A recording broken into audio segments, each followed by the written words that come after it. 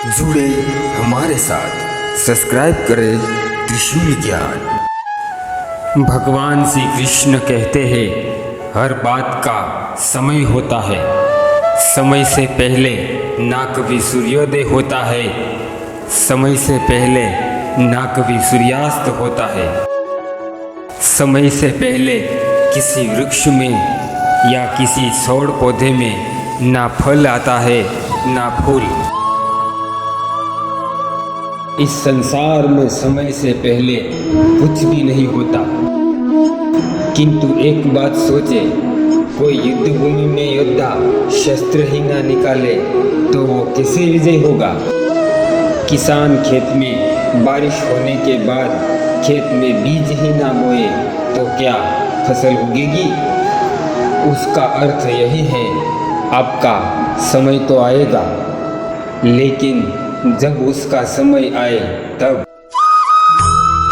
किंतु आपका समय आता है तब तक अपने आप को तैयार रखें, क्योंकि समय यह शब्द बोलने में छोटा है ना, मनुष्य के जीवन में आता भी उतने ही छोटे समय के लिए। इसलिए भगवान श्री कृष्ण कहते हैं, समय के आने से पहले सज्ज रहो, क्योंकि समय और अवसर आपके पास अवश्य आएगा और इसके लिए आप तैयार रहोगे, सज्ज रहोगे तो आपको सफलता क्यों नहीं मिलेगी।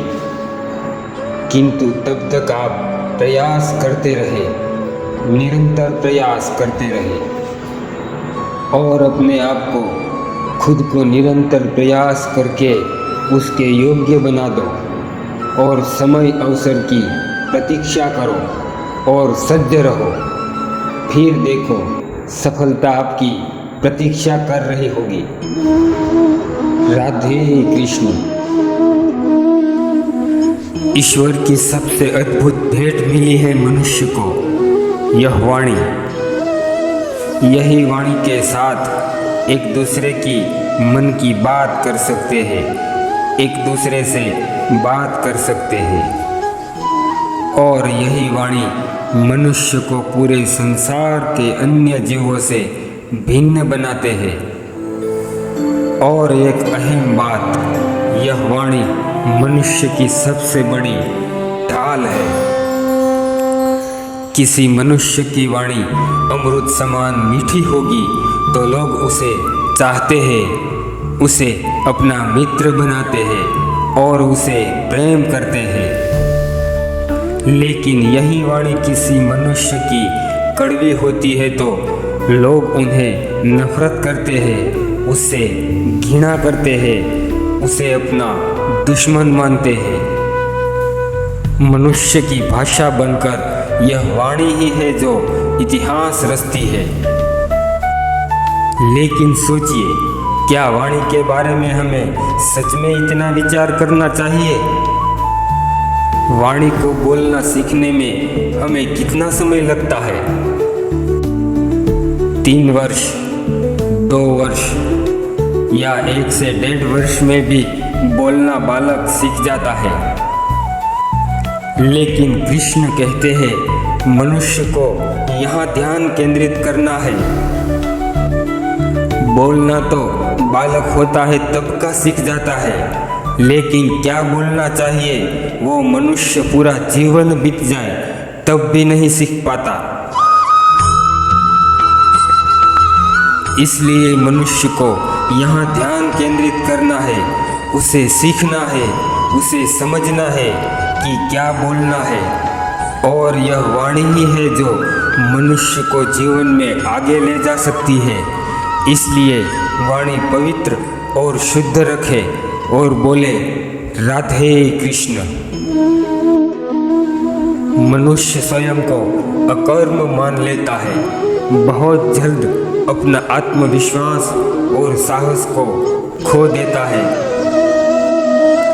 कोई प्रयास किया और उसमें वो असफल हो जाता है तो वो सोचता है कि हमने कितना प्रयास किया फिर भी हमें कुछ भी हासिल नहीं हुआ और कदाचित हमें आगे भी कुछ ना मिले।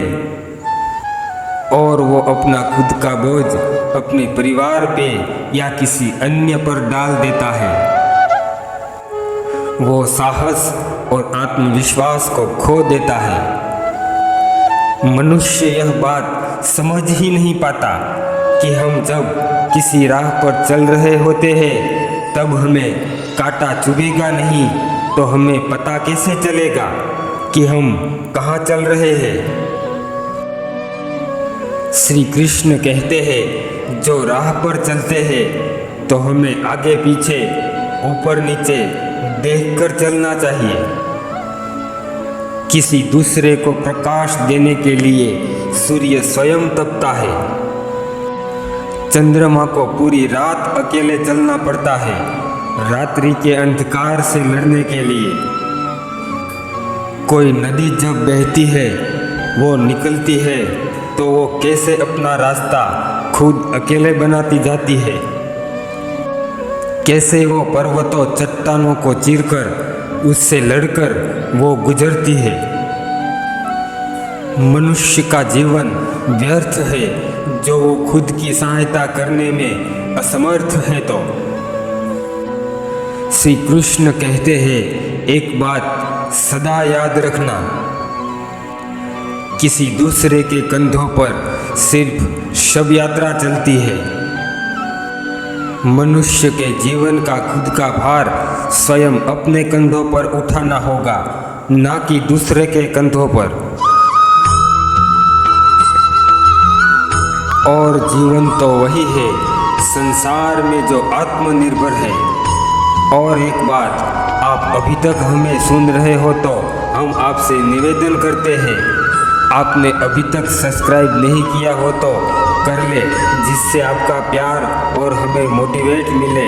और यह भगवान कृष्ण की वाणी कैसी लगी कमेंट करके ज़रूर बताना और लाइक करना, शेयर करना। बने रहे हमारे साथ। जय श्री राम, ओम नमः शिवाय, राधे राधे।